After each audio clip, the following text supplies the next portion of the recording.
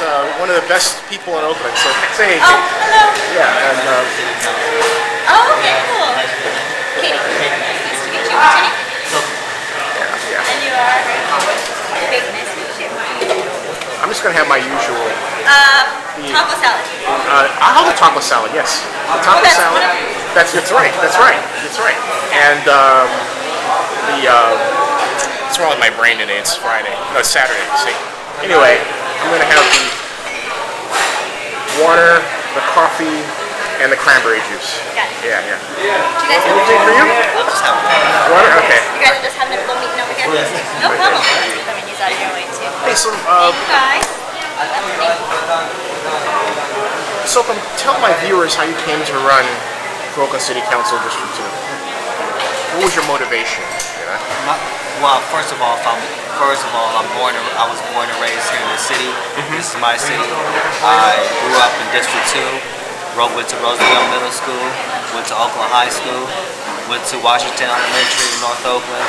So this community has been a part of my life since birth. And now that I am able to have the experience over 10 years of public policy and experience in improving the lives of young people in the foster care system and in the juvenile justice system, and families in foster care, I'm able to use that experience to provide the leadership that this city really needs in providing quality public education, creating good jobs for our young people and for those who are unemployed, and public safety, which is a huge concern for a lot of the constituents in District 2 and the rest of the entire city of Oakland.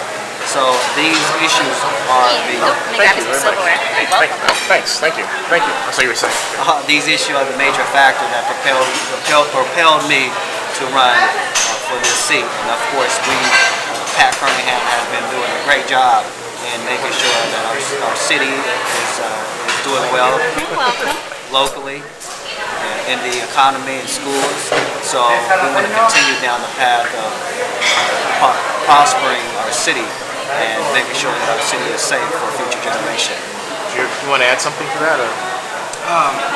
Yes, I'd like to say that how he came around, I was with him through Roosevelt Middle School, experienced the educational system with him, OUSD product. I feel that his attention to detail inside the politics of Oakland is more of a motivational drive for him. I feel that to attack those issues with his characteristics and charisma, to be able to place him in a position to where the council is functioning as a unit and being able to handle the real issues from top to bottom. So, you actually were the first to run. You, if I recall, ran December 11th, right? Yes, you're right, Cindy. And over that time, so you've had the most contact with constituents as a candidate. What have you learned over that time? And also, the follow-up question is, do we need more police, less? What's your view on that as well? But I want to find out more, because you've been on the campaign trail for a while. Absolutely. The police public policy, the policing, and the staffing level of the Oakland Police Department has been a huge concern amongst residents in the city. And most importantly, constituents in District 2 are concerned about their neighborhoods, our public safety, police officer walking the beats. They're concerned that the city is not providing adequate police services, that as taxpayers they're not getting the proper services that they need in order to continue to meet their needs. It's very important for residents who are going to work, full time, and coming home, and to feel safe, and not to walk out their door and feel afraid.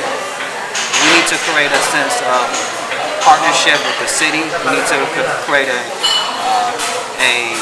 sense of relationship between the community and the city, and that means that the Oakland Police Department and the officers need to build a strong relationship with the community. That is very important, and we need the residents need to feel that from the city.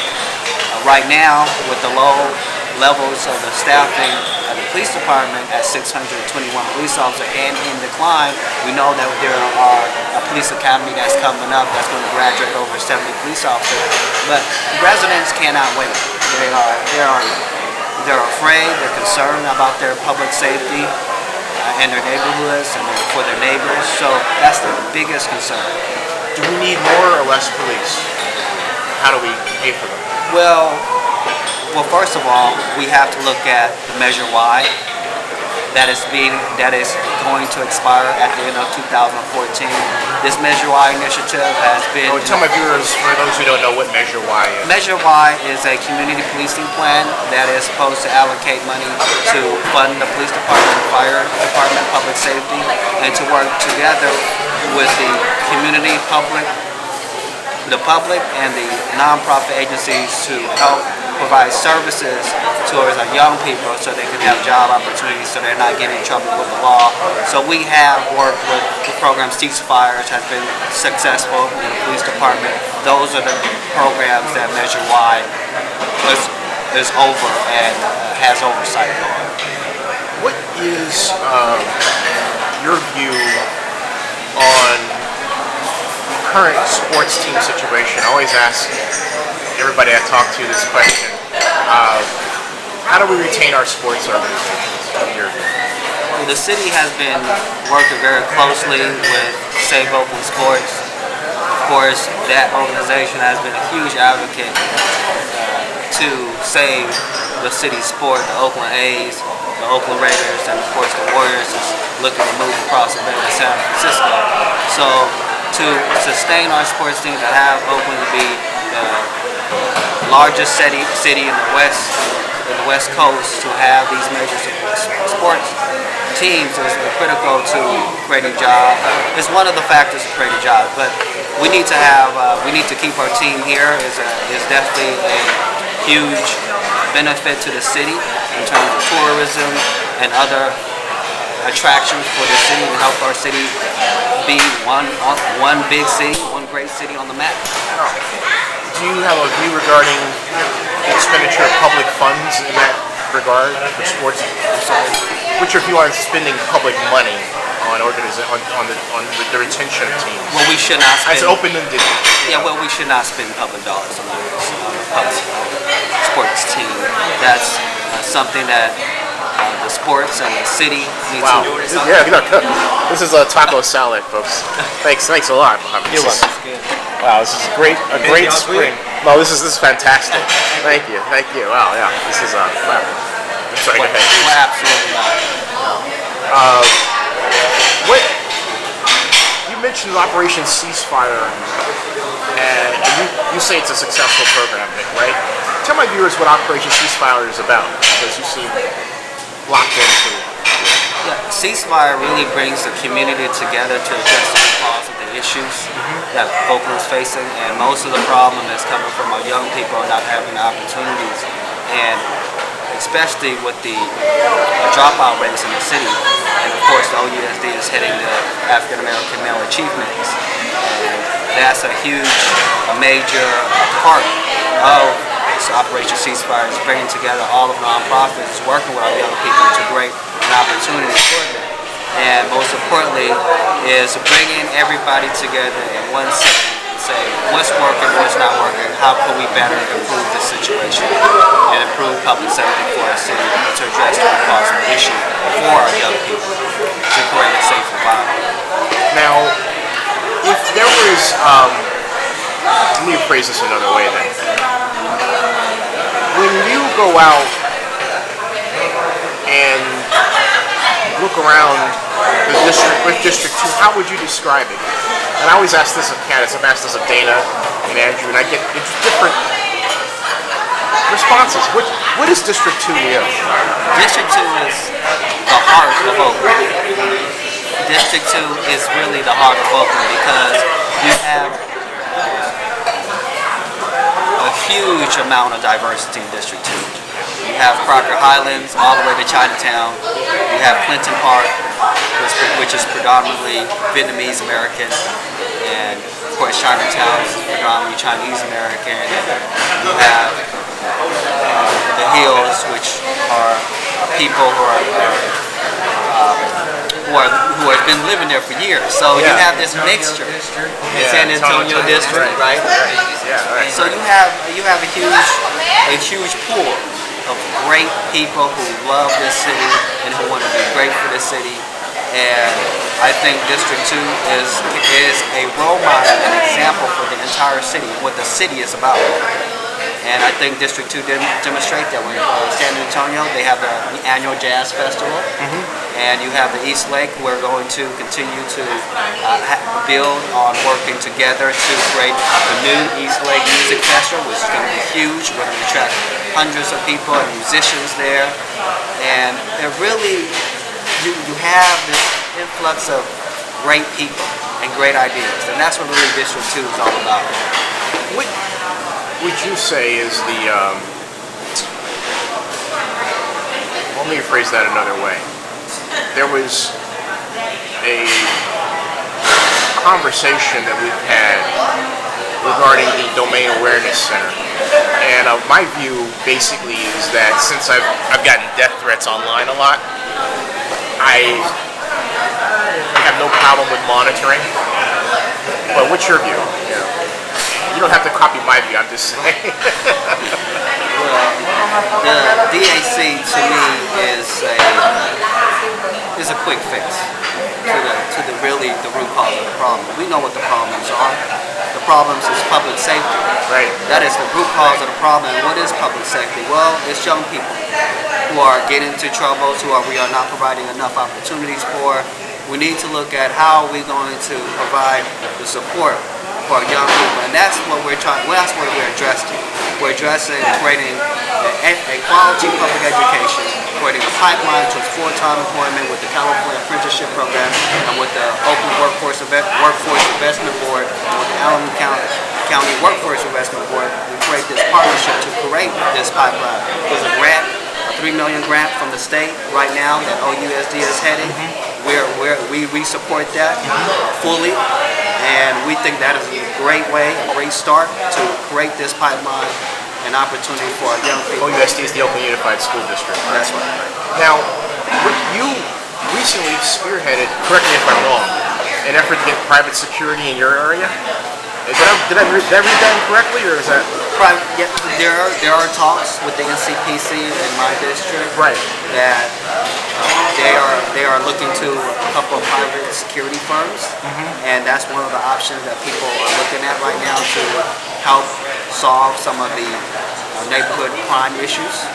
Is that the future then? Because what do you think of the shooting where a private security officer shot someone, I think it was in the leg recently? What's your thoughts on that?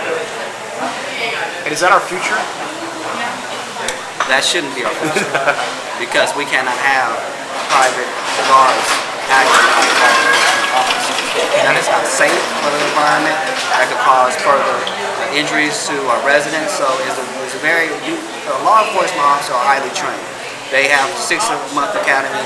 I used to be an assistant to the police chief at San Francisco State University. Okay. I understand the police department, how it works. So these guys are experts, are trained in law enforcement and how to use their firearms. So it's not something that we take lightly.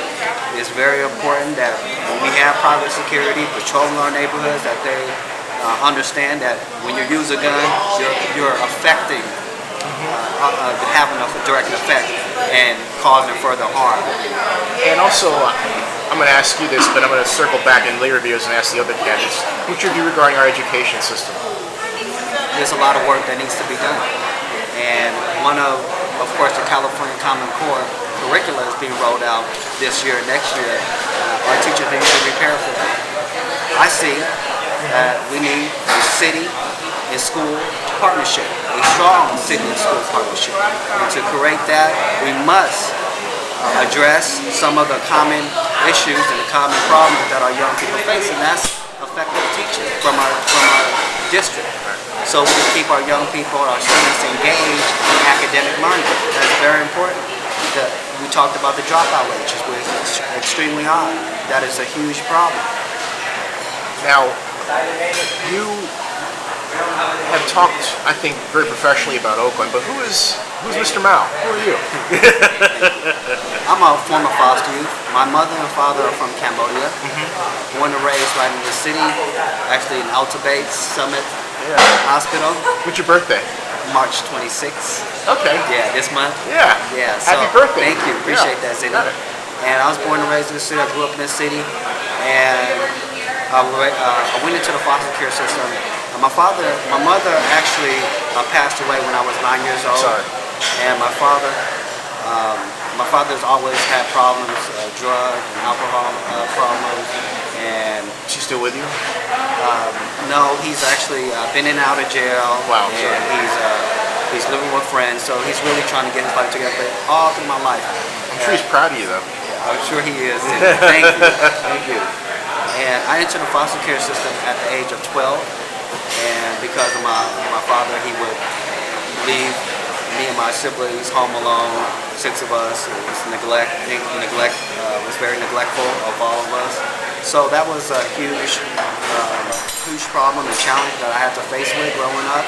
And I entered the foster care system. I was moved several times to group homes and kinship care placement, foster care placement, and it was extremely difficult to be raised and to raise in that circumstance, and also to grow up at a very young age. Right, right. I actually, It almost begs the question, who are your surrogate parents in a sense? you know what? It's actually my residential social worker that when I was 14, I moved out on my own. Yes, sir. And I had a residential social worker who provided the moral support and encouragement to go to higher education. And I got involved. At 14, I volunteered for the East Bay Asian Youth Center as an after-school program mentor. And I taught elementary school reading, writing comprehension, helped them with their homework, played sports with them. And I joined the California Youth Connection, and that organization is a statewide advocacy organization for foster care and improvements in the foster care system in the state of California. Got heavily involved with their organization and became an advisory board member at age 14, and met with state elected, local, national policymakers, elected officials on issues ranging from education, housing, and foster care and health care for foster youth in the state's foster care system. And so I've done policy work from 14 to present. And you're how old now? I'm now 26. Wow. Turning You're 27. old 26. 26. So I worked with that organization from 14, graduated from high school, went on to work on issues in higher education and foster care, and advocating for services in higher education for former foster youth, and helped pass the Senate Bill 490, which allowed for foster youth to stay in the school of origin despite changing placement, because as you know, a foster youth from the age 6 to age 18 until they emancipate out of foster care, they're moving 50 times on average. So that's a huge problem. So when they're moving and changing placements, they're changing schools, and their records are being lost. So we advocated to change the law and say when a young person in foster care is changing placement, they can continue to go to the school where they have a personal connection with their teachers, friends, and administrators at the school. Very important. Hey, what's your view on the gentrification argument in Oakland? Well, we have to provide affordable housing. That's the biggest concern amongst residents who live here, especially low-income residents. They need affordable housing. The rents is increasing.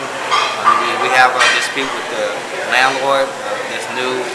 This missed opportunity that the council, you know about this, that the council did not know. It's an ordinance, a loop that says that the landlord can renovate the house and increase the rent, Right. double the amount. Right. So that's something that people are concerned about, and I think gentrification just is an adding factor to the problem.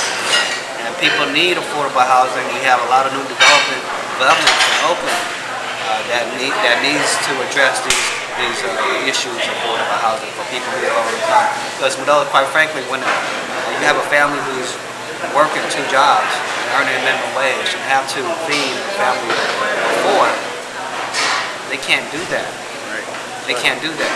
They're struggling. So gentrification is just adding this idea of gentrification. We see that in San Francisco, where the high-tech industry is coming in. They're not being concerned with the long-time residents in San Francisco being pushed out, and prices of food and restaurants and markets around the area is rising. So those are some of the issues and problems that people have to face, residents have to face in the city when we talk about looking at issues of gentrification. If a person watching this, if they want to support your candidacy, how do they do that? www.sokamau.com, and they can go on the website, sign up, and join us, join the team. We want to bring unity to the Yeah, council. one of the. Okay, yeah, I see that. Yeah, there you go. Cool. You said you wanted to bring unity. We want to bring unity to the council.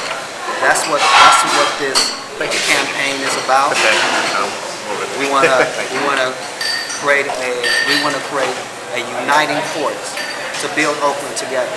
Because right now we see that Oakland is missing that piece and that voice. I think the council is missing a conscience, and I believe that I can bring that conscience and that voice to the council, and that we can advocate for our neighbors, for our families, for our young people who deserve it the most. I was going to ask you what your message was.